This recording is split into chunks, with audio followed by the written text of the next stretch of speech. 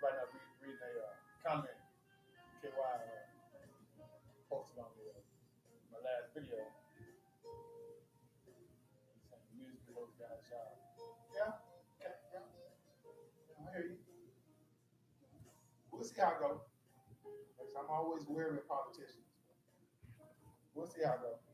You know, we'll see if the people gonna come out and support him, and see how it goes. You know what I mean? It's just like I said in the video. The music was real influential,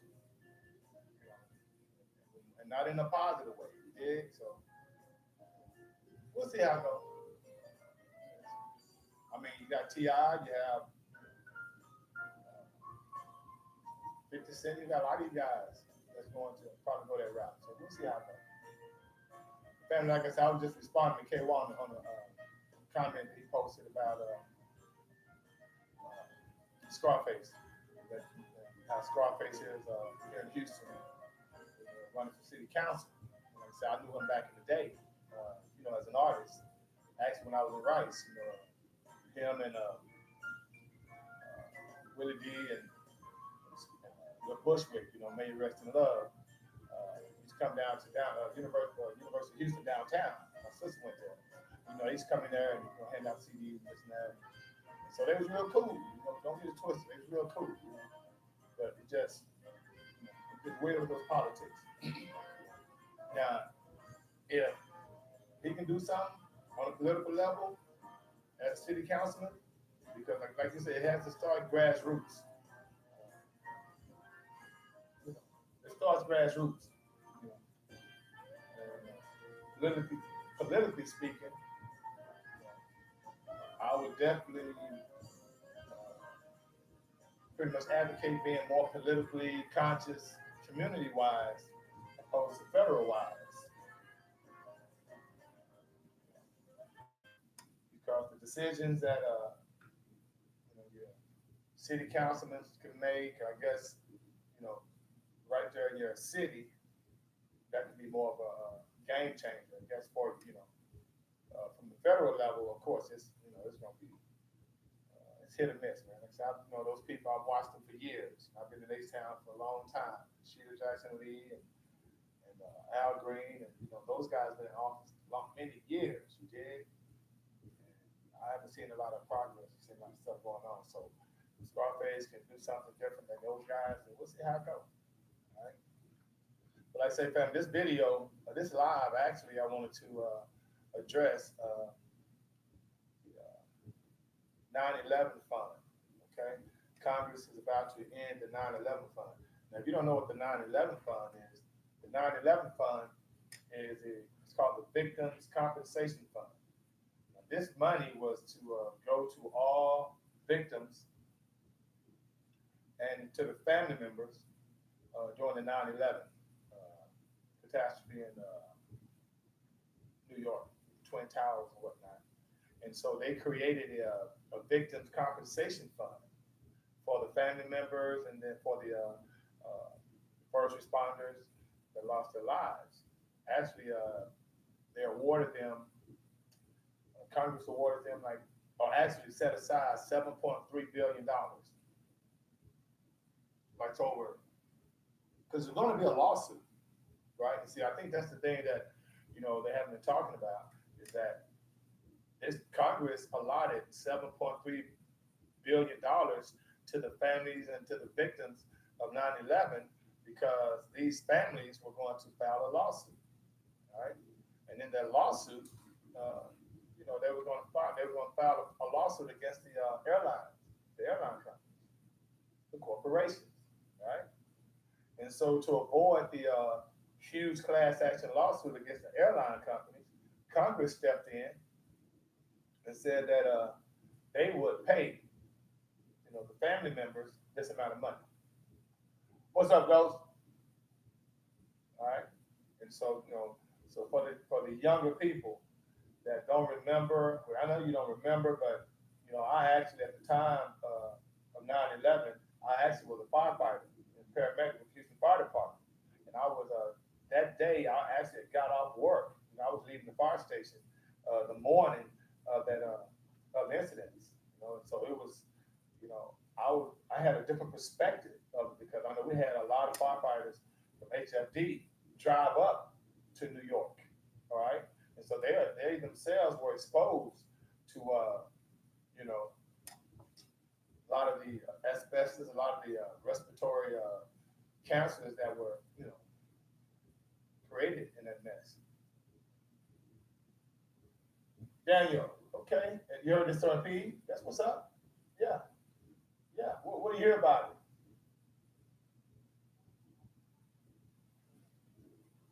it? Okay, I was gonna wait to see what my brother was fine. Yeah, that's what's up. Yeah, I mean, because they just in February, in February was when Congress had decided that they were going to kind of stop funding that account. Okay, and so this is why I'm talking about it now because uh, there's a guy that went to Congress to actually, ask them why they're doing this. But what was so funny about it, the guy that will go to Congress was a guy named John Stewart, a comedian. Okay, a comedian is in front of Congress asking them why are they, reducing the 9/11 fund. We're gonna take him serious. All right. And so back to what I was saying. I mean, you'll hear about this story, and you'll hear about Congress, about to eliminate their fund and about to reduce the payments of many of those people by 70%. Right.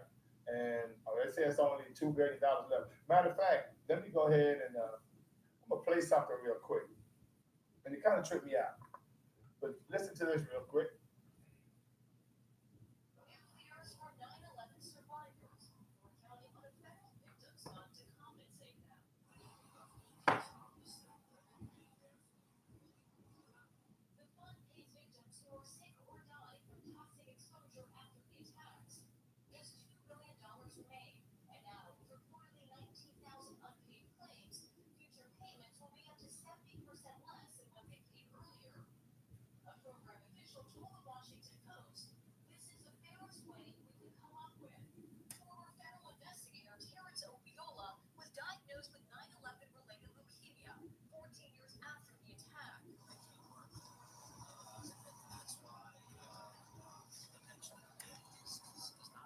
Now you heard, this was an NBA what's this in NBC News story, right?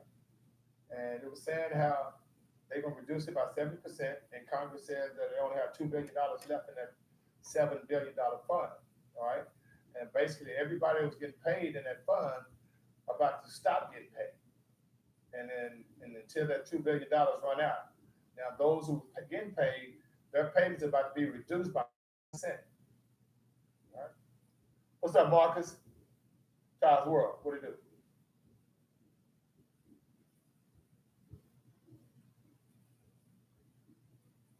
No doubt. Yeah, Detroit, no doubt. And so, I mean, this is crazy, fam. I mean, these are 9/11 victims, people who have cancers and people that were killed that, had their husbands and fathers, killed in an accident. And now Congress is saying they're not going to be able to fund them no more. But see, what they don't tell you is that these families decided to take money from Congress opposed to filing a class action lawsuit against the corporations. So basically, what this was a bailout for the airline companies. Just like in 2008 when Congress bailed out uh, uh, the banks, who you think paid that $7.3 billion? Yeah, that's taxes. Anytime Congress is paying something, they're paying it with tax money, which is money that we pay. You dig? And so that's I mean that's crazy. So once again, like I say, you hear the notion of United States of the United Corporation of America. Yeah, because there's no way they could allow the airlines to be sued. They went bankrupt. And who use the airlines? Us. I don't fly, but many people do that. right? Yeah. And so, so just so you know that when you hear about the VCF, which is the Victim Compensation Fund, just know that the reason why they're going to defund that account and the last $2 billion, that's it.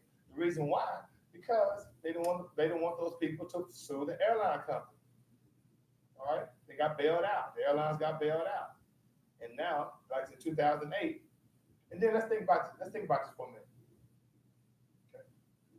When the airlines got bailed out in 2099 because of 9/11, right? 2000, 2001, whenever 9/11 happened, uh, they bailed out the airlines, okay, and they paid the families the monies, right? But now they're about to end that fund for the families. Now, if you look at it from on the other side, on the flip side, you can say, well, I guess that's a good thing because you know, it allowed the airlines to not be sued that we went bankrupt. Come on, man, we went bankrupt, right? And so now the American public, citizens, taxpayers, us, paid what $7.35 billion. Okay, awarded $7.35 billion to the 9/11 victims, 9/11 families, right? And now they're saying there's insufficient funds and they will have to stop the contributions. Wow, that's crazy. Okay, and not only that, you look at if money is just generated from the Federal Reserve Bank, why not just generate more money for those families? Because it don't exist anyway, right? So why not Federal Reserve go in, which they're going to do, lower interest rates and give them more money, or increase taxes like they always do, right? So they let you know right there that it's an agenda, and they let you know right there that something's not quite right. Okay? Hey, Letitia, how do you consciously, and remember, this is Congress. These are people who make the laws. And so when Congress says there's only $2 billion left in the 9/11 family fund, there's only $2 billion left, then what are those families supposed to do now? A lot of those families, a lot of those people can't work because they got cancers, respiratory cancers from the asbestos and stuff. So what are they supposed to do? You did? And so now you're looking at a situation where these are the people that are, running for president. Now, family, let me know if you've heard the presidential candidates speaking on this matter. Because remember, the same people that's running for president are the same people that voted that this fund be insufficient. Okay? And these are the same people when they come to your town, they come to your city, they come to your state, and when people talk about this, they're going to say, well, we're going to have to do something to change this. Come on, man, you was the one that made it. Okay? So, deception is everywhere. That's why I say that's kind of crazy. And last thing I want to talk about, family, man, was United Negro, not United Negro College Fund, which I want to get into that one too, but the UNCF, United Nations Children's Fund, called UNCF. Okay, not UNCF. I'm sorry, it's called the UNICF. UNICEF. There it is. UNICEF. UNICEF. You probably seen a lot of those commercials. UNICEF, donate your money to help the children and the women around the world who need food. Okay, UNICEF. And it's, like I said, the United Nations Children's Fund. So this is the United Nations. Okay, this is that whole organization that has ambassadors from each country. Okay, to represent each country in this one organization to make sure that internationally women and children don't go hungry. Look out, left. All right, women and children not supposed to go hungry internationally because of UNICEF, because of the donations that they receive every year, that they disperse out to all the women and children around the world that need to be fed, need to be clothed, right? And so, but when you do the research, you find out that only 0.14% of a dollar goes to those children. Only 14 cents on a dollar? Now it's like, oh, come on. And so they say, it may be less than that. No doubt, time world. But you're talking about $15 billion they collected in 2006. $15 billion, right? That means only $3 billion went to the women and children around the world, and it makes sense because I know I'm 50. I'll be 51 soon, and I've been seeing UNICEF commercials for a minute ever since I was young. And remember, those are the same commercials where they show all these children in dysentery situations and flies all over their face, and they tell you, please donate, please donate. But then when you find out that they have, you know, billions and billions of dollars, you ask yourself, well, then why is there a caravan? You know, because remember, you see all those women and children that are leaving the Northern Triangle, which is like say Honduras or Salvador, and what's another one? Is a third country over there in the Northern Triangle, right? That's coming from that the Northern Triangle through Mexico, and they sent all these children. Now remember, who do they have at the border? Who do they have in these facilities? All these children. And remember, there was a story about a lot of these children, being sexually abused, being mistreated. Why are children detained in facilities when you have UNICEF, right? And so that's kind of crazy. And then so me, I get to think from a business standpoint. I said, let me check out UNICEF balance sheet. And remember, family, this is something that you need to do and a skill you need to acquire when you start investing into companies that you want to give your money to. And remember, dividend companies that are going to pay you back a dividend every 3 months, or companies that you see that's going to grow in value, right? And so that skill is being able to read balance sheets and read profit loss statements and financial statements, right? And so what I did, so I wouldn't just be using conjecture. I wouldn't just be speculating. I went and checked out UNICEF balance sheet, right? Because I'm like, well, all these women and children hungry around the world, and all these children are in these detention centers. UNICEF is supposed to be an organization that's supposed to help all these women and children nationwide. Let's see how much money they be having left over, right? And so you check out their balance sheet, and I'm talking like just a couple of years ago, they brought in like $8.4 billion, right? And so you say that, okay, 8.4 billion, that's a lot of money, right? But then you say $3 billion of that were in investments. So just imagine that for a minute.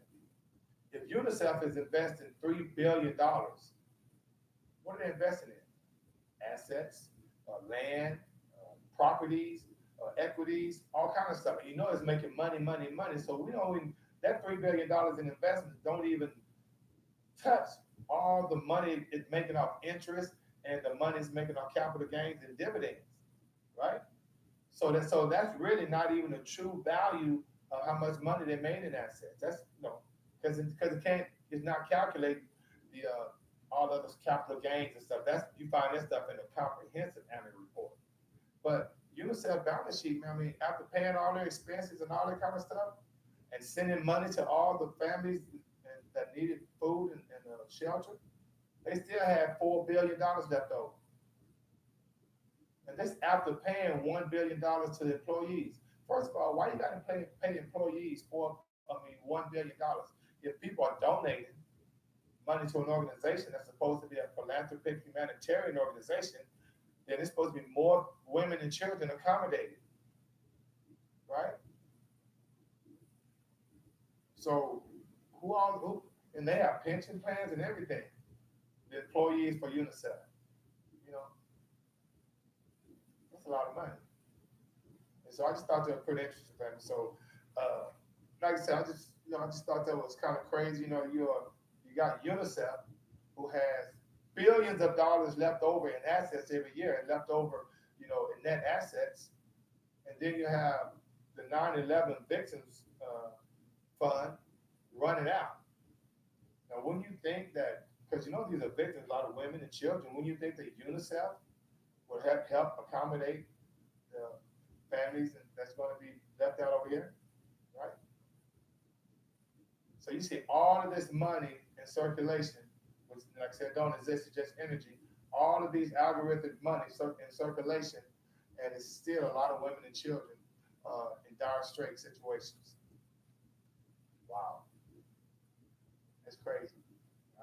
And like I say, with I mentioned United Negro College Fund, and then I guess tonight it's going to be about three funds in the garden, family. And I want to say thank you for joining me too. I appreciate you standing in the garden and listening to me. I just had some things on my mind today, and I just thought it was interesting because uh, you find out that you know the 9/11 fund has been defunded, and then you find and then you read about UNICEF, all the billions of dollars they have, and they're supposed to be helping women and children. And then you hear and you know that.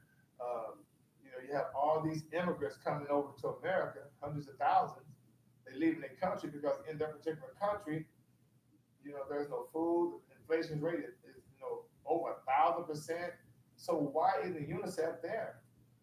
Because remember, there's supposed to be a representative from each country in the United Nations.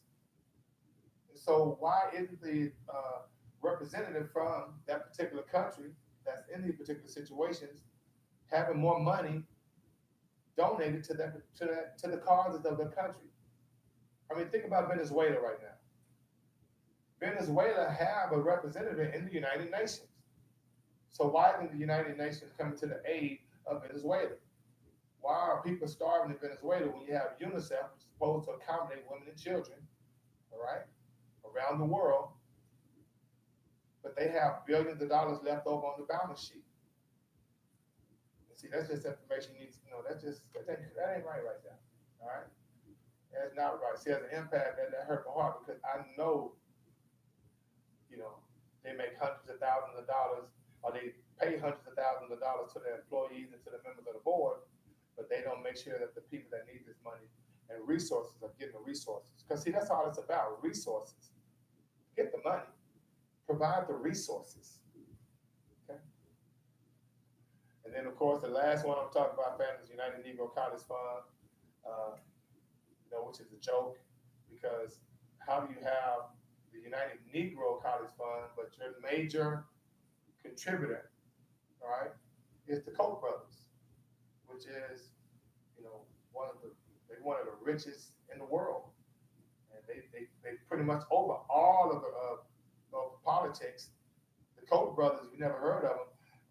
Those guys pretty much dictate who's gonna win the elections every year because they funnel so much money into these elections, and that's why it's a joke. If you get to check out my live today when I was talking about the electoral college, check that out, okay? Because then it'll make sense how certain people that have money can pretty much dictate elections because they can just funnel money into a certain, political party, and they can win elections. Because what do we do as voters? You don't know these people, so what do you have to do? You have to go by what they show you on the television, okay? And so if you have one candidate is being smeared on the television and in the newspaper and on the internet all the time, subconsciously, you're not going to want to vote for him. Then you have the other candidate who they say he's doing this, he's doing that, he's doing this, then you're going to want to vote for him subconsciously. So you really don't have an opportunity to make a rational decision, okay? Because you really, because you don't control that. These people you don't even know that you'll be voting for, right? So, I just thought that's a joke when you have the United Negro College Fund and it's a major contributor is the Koch brothers, all right? And then they get $89 million a year. Now, I don't know about you guys, if you have family members who just graduated, you have a lot of kids who just graduated, are they all going to school on scholarship? And have the United Negro College Fund provided scholarship, aid for them? Because there should be a lot more people going to college than we have the United Negro College Fund, and it's $89 million of revenue annually. Oh, that's right. The Koch brothers is the major contributors to them. And with that being said, they have, with all these scholarships that they give out, well, the Koch brothers, which they have the Koch Scholarship Program, they donated $25 million, and they actually can decide who gets those scholarships. They get 2 out of the 5 votes. It's 5 votes, and they get 2 out of the 5 votes to decide who gets the scholarship. So not only are they determining who's president and who's congressman in politics, they also decide who's getting a scholarship in the United Negro College Fund. It's crazy. Well, family, I just want to be on about 25 minutes. I'm just going to come in and talk a little bit. I'm about to get on out of here. Guys, thanks for joining me. Make sure you pay yourself first.